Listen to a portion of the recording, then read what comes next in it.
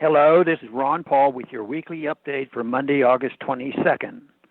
Is Crimea about to explode? The mainstream media reports that Russia has amassed troops on the border with Ukraine and may be spoiling for a fight.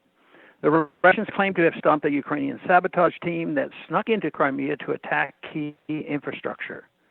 The Russian military is holding exercises in Crimea, and Russian President Vladimir Putin made a visit to the peninsula at the end of the week. The Ukrainians have complained to their Western supporters that a full-scale Russian invasion is coming, and Ukrainian President Petro Poroshenko said he may have to rule by martial law due to the Russian threat.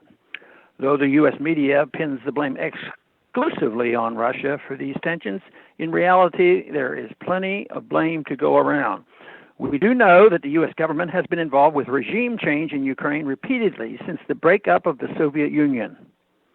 The U.S. was deeply involved with the Orange Revolution that overthrew elected President Viktor Yanukovych in 2005. And we know that the U.S. government has heavily involved in another coup that overthrew the same elected Yanukovych again in 2014.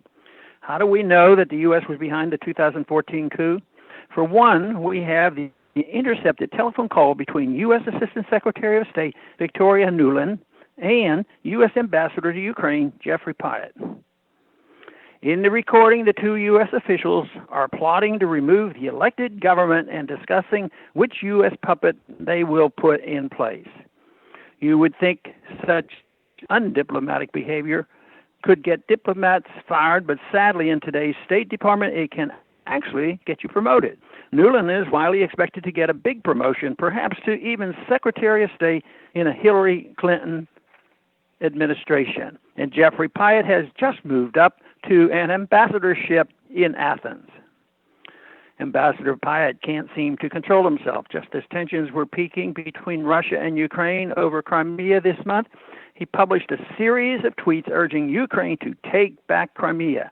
Is this how our diplomatics overseas should be acting? Should they be promoted military actions that they know will lead to war?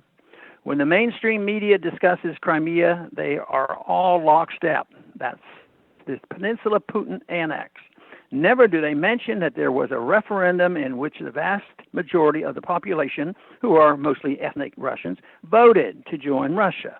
The U.S. media never reports on this referendum because it produced results that Washington doesn't like. How arrogant it must sound to the rest of the world that Washington reserves the right to approve or disapprove elections thousands of miles away. Meanwhile, we find out from the DNC hack file that we don't have a lot of room to criticize elections overseas. What should we do about Ukraine and Russia? We should stop egging Ukraine on. We should stop subsidizing the government of Kiev. We should stop NATO exercises on the Russian border. We should end sanctions. We should return to diplomacy. We should send the policy of regime change to the dustbin of history. The idea that we would be facing this prospect of World War III over which flags fly above a tiny finger of land that most U.S. politicians couldn't find on a map is utterly ridiculous. When are we going to come to our senses?